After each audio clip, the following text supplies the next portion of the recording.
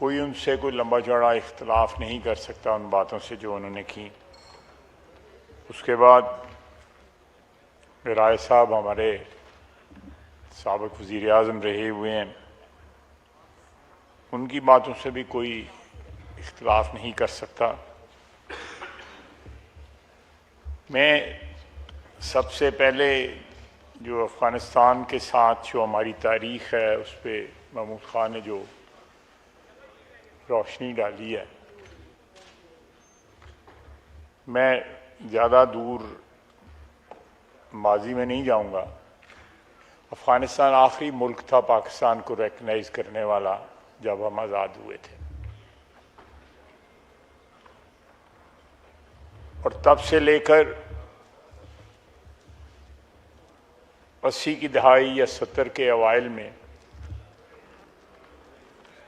हमारे उनके साथ एक वर्किंग रिलेशनशिप रहा। पासपोर्ट वीज़ा वगैरह कोई नहीं था, रेड पास के ऊपर जो है पाकिस्तानी वहाँ पे जा सकते थे। मैं खुद कई बार गया।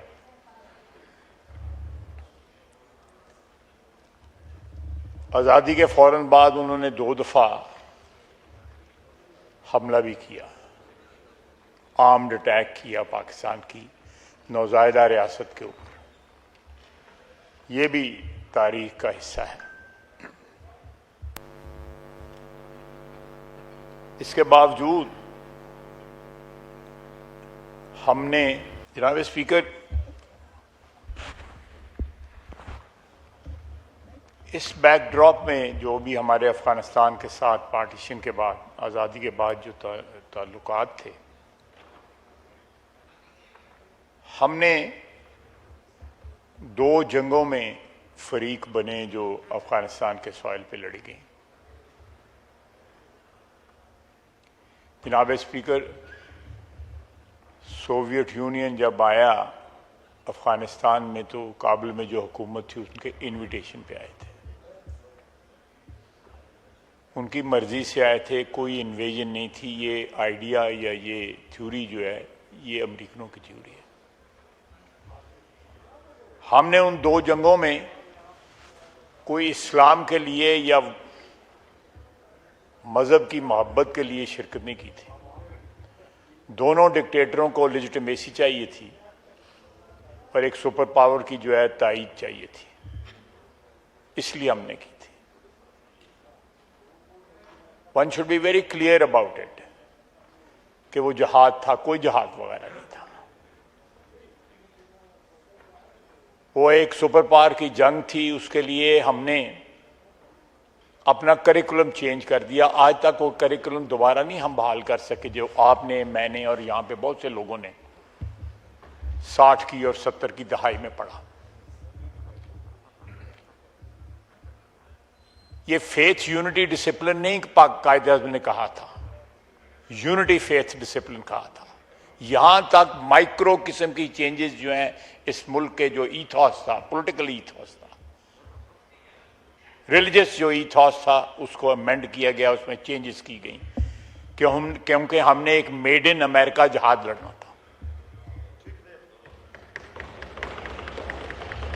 जनाब वाला,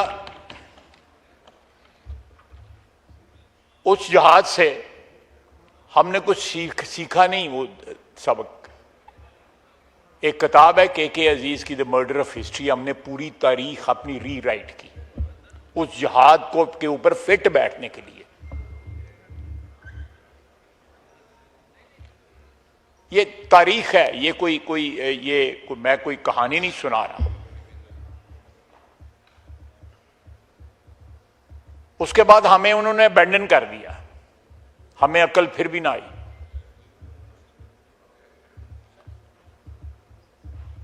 उन्नीस 1999 के कू के बाद जो है जो हुकूमत बरसे इक़्तिदार आई, वो भी they were also very desperate to have endorsement from United States of America. 9/11 जो है उसकी आज तक नहीं पता लगा किसने कराया। अफगानिस्तान ने तो नहीं कराया था। वो जितने उसमें इन्वॉल्व थे उस सारी ट्रेजेडी में, वो लोग, उनमें से कोई भी जो है पश्तून नहीं था या कोई भी हज़ारा नहीं था या कोई भी कोई और किसी अफगान कौम से गए ताल्लुक नहीं था उसका। हमने उसमें भी हम जो है एक नहीं, दो नहीं, 2 दहाइयां जो है हम उसमें किराए के ऊपर अवेलेबल हो गए। और मकसद सिर्फ ये था कि जनरल मुशर्रफ जो है उनको अमेरिकन बैसाखियां चाहिए थी।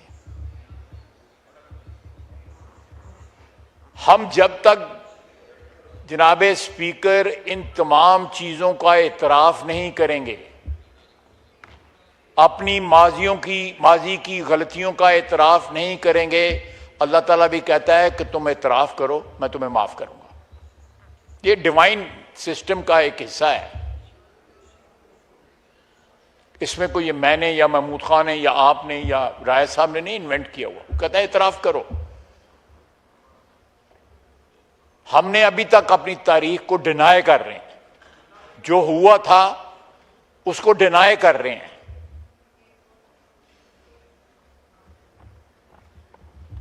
मुझे नहीं पता, मैं यहां पे नहीं था, मेरे भाई हैं इजाजुल हक साहब, उन्होंने कुछ कहा,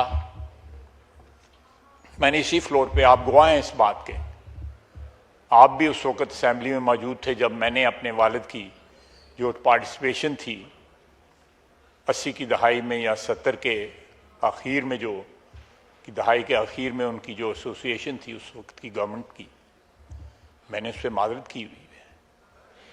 पाकिस्तान में किसी सियासतदान ने माजरत नहीं की अपने माजी के ऊपर, मैंने माजरत की हुई है और साथ दुआ मांगी हुई है कि कभी भी किसी ऐसी डिस्पेंसेशन का हिस्सा ना बनूं जिसको एक तो लेजिटिमेसी ना हो और जो फॉरेन पावर्स के जो है इंटरेस्ट जो है सर्व कर रही हो। ये हुआ ऑलमोस्ट जो है 22-23 साल जो है हम अफगानिस्तान में जो मुलव्वस रहे। आज हम उसके कॉजेज ढूंढते हैं कि हमारे मुल्क में दहशतगर्दी क्यों हो रही है। ये उसका ब्लो बैक है। ये हमें रियलाइजेशन करनी पड़ेगी, ये हमारे सियासी मंजरनामे का हिस्सा नहीं बनना चाहिए, ये कौमी मंजरनामे का हिस्सा बनना चाहिए हमारे। अगर हमने एब्जॉल्व करना है अपने आप को माजी की गलतियों से, तो लेट्स मेक ए कन्फेशन। मैंने एक छोटी सी एग्जांपल दे दी है। कायदे ने कहा था यूनिटी फेथ डिसिप्लिन, उसमें उसने अमेंडमेंट कर दी, फेथ पहले ले आए। क्या किसी को जरूरत थी पाकिस्तान में फेथ डेमोन्स्ट्रेट करने की? हम मुसलमान हैं, फिरके हमारे मौजूद हैं, लेकिन हम सब मुसलमान हैं। कोई 97-98% आबादी इस मुल्क की मुसलमान है। We don't have to prove anything to anyone अपनी मुसलमानियत को जो है साबित करने के लिए। ये ओवरडोज ऑफ रिलीजन। और दूसरा ये है कि जनाब अल्लाह हम अपनी तारीख में अपने हीरो क्यों नहीं ढूंढते जो इस जमीन के जिनका ताल्लुक था, क्यों नहीं ढूंढते? जनाब स्पीकर, ये हमारी शनाख्त के लिए नहायत अहम है कि हम इन्वेडर्स को अपने हीरो ना बनाएं। इस जमीन से जिनका ताल्लुक था, जिन लोगों ने हमारी जंग लड़ी, बरतानिया के खिलाफ जंग लड़ी, फांसी चढ़े, हम एक नौ आबादी बन गए थे। उस नौ आबादियत के खिलाफ जो है यहां पे एक तवील जंग जो है सारे बड़े सगीर में लड़ी गई, उसमें हमारे हीरोज हैं। हमारा सारा पाकिस्तान मगरबी पाकिस्तान है, औलिया अल्लाह की सरजमीन है। हम ऐसे लोगों को हीरो बनाते हैं, सड़कें उनके नाम पे करते हैं, मिसाइल उनके नाम पे करते हैं, कुछ और उनके नाम पे करते हैं। दे वर नॉट। और दूसरा ये है कि आधी से ज्यादा पॉपुलेशन जो है इस मुल्क की जो है वो भी अपने ओरिजिन जो है कहीं दूर कहीं किसी और मुल्क में ढूंढती है। इस मट्टी को अपना ओरिजिन माने, इस चीज को तस्लीम करें कि हमने और हमारे आबाओ अजदाद ने इस मट्टी से जन्म लिया था, उसके साथ अगर बाहर से भी आए थे शिनाख्त इसको बनाएं।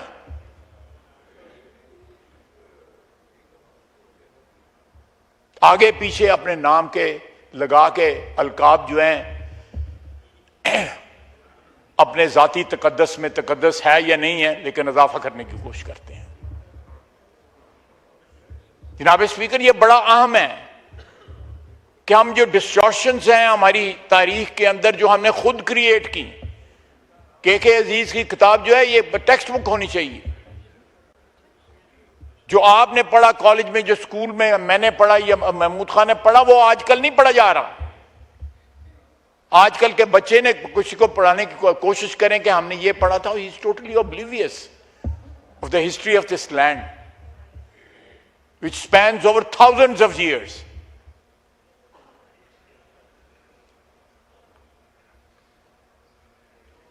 इस शनाख्त को जो है तलाश करने के लिए हमें अरब में या इराक में या ईरान में या अफगानिस्तान में या कहीं और जाने की जरूरत नहीं है। जब बस गए यहां पे आके, नस्लें बस गईं, 10-10, 15-15, 20-20 सदियां गुजर गईं, तो इस मट्टी से तो रिश्ता जोड़ें, इस मट्टी से नाता तो जोड़ें।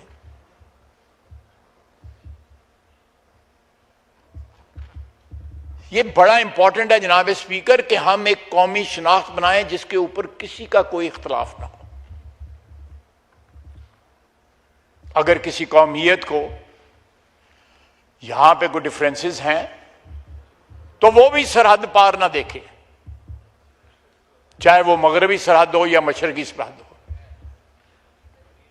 वो भी हमारा फर्ज है कि हम अपने जो डिस्प्यूट्स हैं, अपने जो इख्तलाफात हैं, अपने हकूक में जो डिस्पैरिटीज हैं, उनको यहां तय करें, बजाय इसके कि हम आवाजें दें, कोई दिल्ली में जाके बैठ जाए, कोई अफगानिस्तान में जाके बैठ जाए, कोई यूरोप में जाके बैठ जाए, कोई लंदन में जाके बैठ जाए।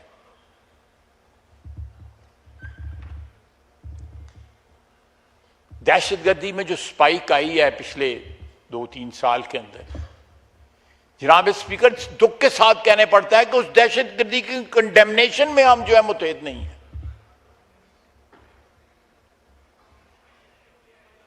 क्या वो जो बच्चे, चाहे वो जवान हैं या ऑफिसर्स हैं पाकिस्तान आर्मी के, आर्म फोर्सेस के, वो किस कॉज के लिए जान दे रहे हैं? वो तो कहते हैं, वो तो उन्हीं के ऊपर तो यही शेर सादक आता है कि मट्टी की मोहब्बत में हम शुफ्ता सरों ने वो कर्ज उतारे हैं जो वाजिब भी नहीं थे। क्या बाकी सारी कौम के ऊपर वो कर्ज वाजिब नहीं है? सिर्फ उन पे वाजिब है जो अपनी जान जो है निछावर कर रहे हैं पाकिस्तान के ऊपर। जनाब स्पीकर, ये सोचने का मुकाम है कि हम अपने सियासी मफाद, मैं खुदा की कसम किसी को ब्लेम नहीं कर रहा, अपने सियासी मफादात को प्रोटेक्ट करने के लिए, अपने पैठी, अपने जो गोल्स जो हैं इक्तदार के हसूल के लिए, हम उनके जनाजों में भी नहीं जाते।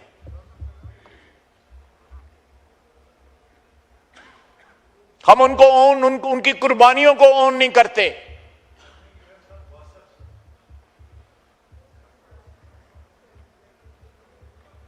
जनाब स्पीकर, ये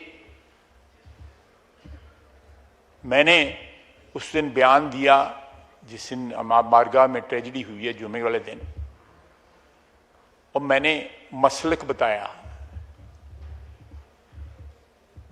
मुझे किसी मसलक से, इस्लाम के किसी भी मसलक से, किसी भी फ़िक़ा से कोई इख्तलाफ नहीं है। मैं कोई इतना पढ़ा लिखा मुसलमान नहीं हूँ। बड़ी बेसिक सी मेरी बिलीफ्स का जो एक बुनियाद है